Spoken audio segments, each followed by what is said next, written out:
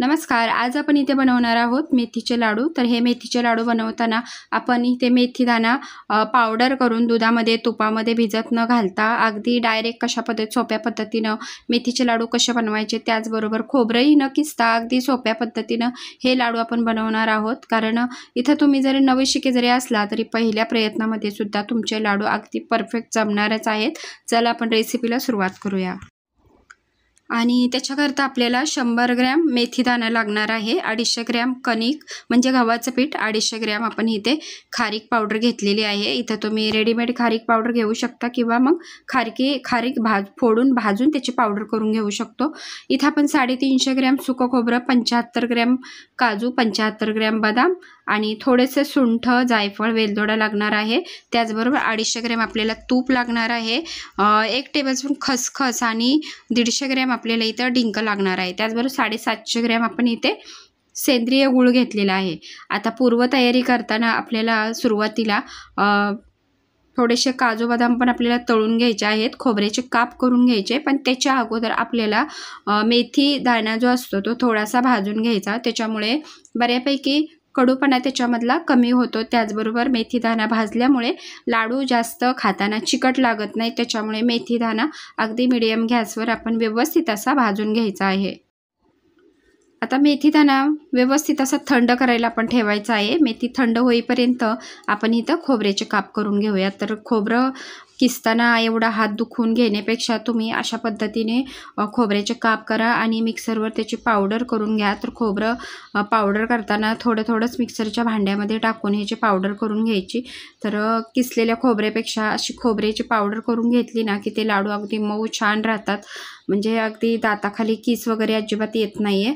तर अशा पद्धतीने आपण खोबऱ्याची पावडर करून घेऊया आणि तुम्ही ह्या पद्धतीनं लाडू करून बघा, अजिबात कडू लागत नाहीत. म्हणजे अगदी 7-8 वर्षाचा मुलगासुद्धा हे लाडू अगदी व्यवस्थित खाऊ शकेल, एवढे कमी कडू लाडू होतात.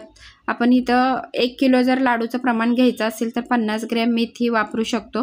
म्हणजे घरातली सगळ्याच व्यक्ती ज्यांना लाडू कडू वगैरे असतात म्हणून खात नाहीत, तर ते सुद्धा हे लाडू खाऊ शकतील. अशा पद्धतीनं एवढे कमी कडू लाडू इथं आपले तयार होणार आहेत. तर इथं बघू शकता अशा पद्धतीने आपण बारीक अशी पावडर करून घेतली आहे आणि मेथीदाणा पण आपला थंड झाला आहे, तर त्याला पण आपण पावडर करायची. पण त्याच्यामध्ये आपल्याला 1 जायफळ टाकायचं आहे.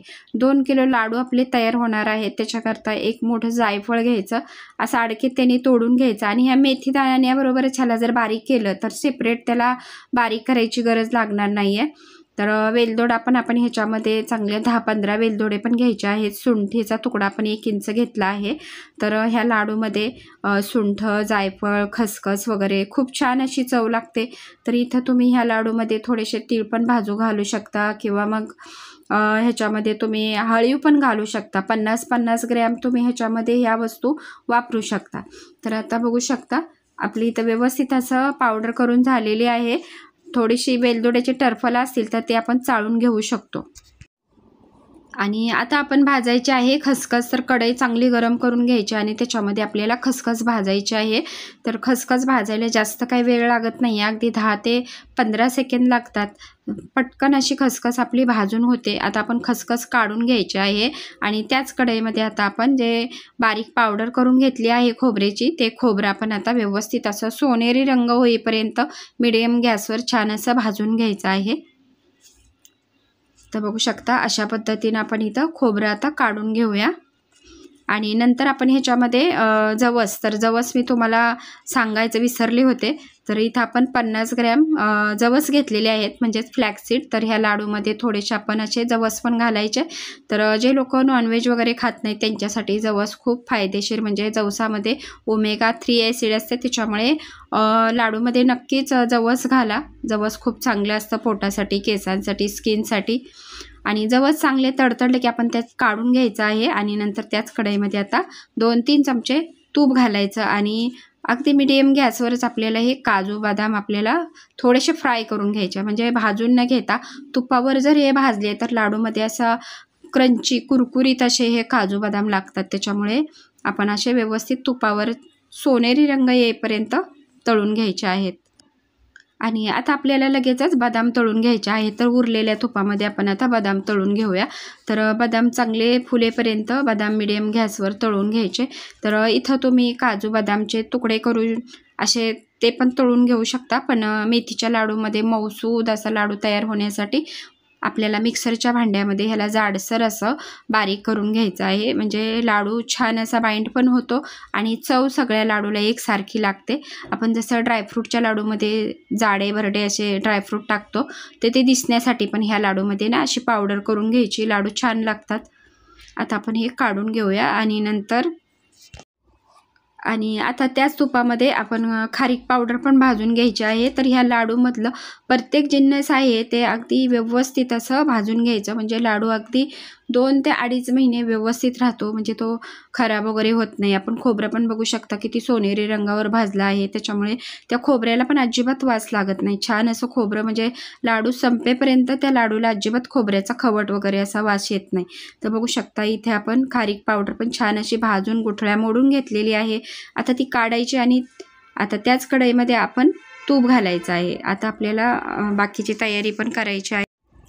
आणि आता कढईमध्ये आपण अर्धी वाटी तूप घातलेलं आहे, म्हणजे तूप एकदम न घालता लागेल असं आपल्याला तूप सर्व ह्याच्यामध्ये घालायचं आहे, पण लागेल असं थोडं थोडं वापरून आपण इथे लाडूचं साहित्य व्यवस्थित असं तळून भाजून घ्यायचं आहे. तर मीडियम गॅसवरच आपण तूप छान गरम झालं की त्याच्यामध्ये डिंक तळायचा आहे. तर डिंक घेताना नेहमी पिवळा असतो डिंक, पांढरा असतो, तर त्याच्यामधला पिवळा डिंक हा चांगला असतो. तर असा हा डिंक आपल्याला लाडूसाठी निवडायचा आहे. बऱ्याच जणांना माहिती नसतं डिंक घेताना तो कुठला चांगला डिंक, तर पिवळा डिंक चांगला असतो, म्हणजे बाबळीचा लिंबाचा डिंक असतो ना, तो पिवळा डिंक असतो, आपल्या शरीरासाठी तो चांगला असतो. तर डिंक बघू शकता व्यवस्थित असा फुलून घ्यायचा आणि नंतर आपण ह्याला काढून घेऊया. तर लाडूमधला प्रत्येक जिन्नस व्यवस्थित आपण इथं भाजून घेतलेला आहे. आता आपल्याला शेवटी हे पण भाजायचं आहे गव्हाचं पीठ. तर त्याच्याकरता बघू शकता त्याच तुपामध्ये आपण गव्हाचं पीठ भाजून घ्यायचं आहे. तर इथं तुम्ही विकतचा आटा थोडासा जाडसर असतो किंवा तुमच्याकडे घरघंटी असेल त्याच्यावर पण तुम्ही गव्हाचं पीठ थोडंसं जाडसर असं दळून घेऊ शकता. आणि इथं मी आता घरातलंच रोजचं चपातीचंच पीठ अशा पद्धतीनं भाजून घेतलं आहे. घरातलं जरी बारीक पीठ असलं ते वापरलं तरी चालेल, पण बघू शकता असा पूर्ण ब्राऊन कलर सोनेरी रंग येईपर्यंत आपण इथं गव्हाचं पीठ भाजायचं आहे. म्हणजे लाडूमध्ये गव्हाचं पीठ वापरलं आहे की नाही हे कोणाला कळणार पण नाही आहे. तर आता आपण ह्याच्यामध्ये जी मेथीची पावडर होती तिला पण आपण थोड्याशा तुपावर आता परतून घ्यायची आहे. तर बघू शकता तुपामध्ये भिजत न घालता तिला अशी मेथीची पावडर आहे ती तुपावर छान अशी परतून घ्यायची. त्याच्यामुळे पण बऱ्यापैकी चिकटपणा कमी होतो, त्याचबरोबर ती कडूपणा पण खूप कमी होतो. तर अशा पद्धतीने आणि एक सिक्रेट पद्धत पण मी तुम्हाला दाखवणार आहे की त्याच्यामुळे लाडू अजिबात कडू होत नाहीत. मेथी छान आपली भाजून झाली की आपण आता पाक करायला घ्यायचा आहे. तर गूळ छान तुम्ही किसून घेऊ शकता किंवा असा फोडून घ्यायचा. व्यवस्थित असं चेक करून आपण इथे सेंद्रिय गूळ घेतलेला आहे. तर त्याच्यामध्ये आता आपल्याला फक्त अर्धी वाटी पाणी घालायचं आहे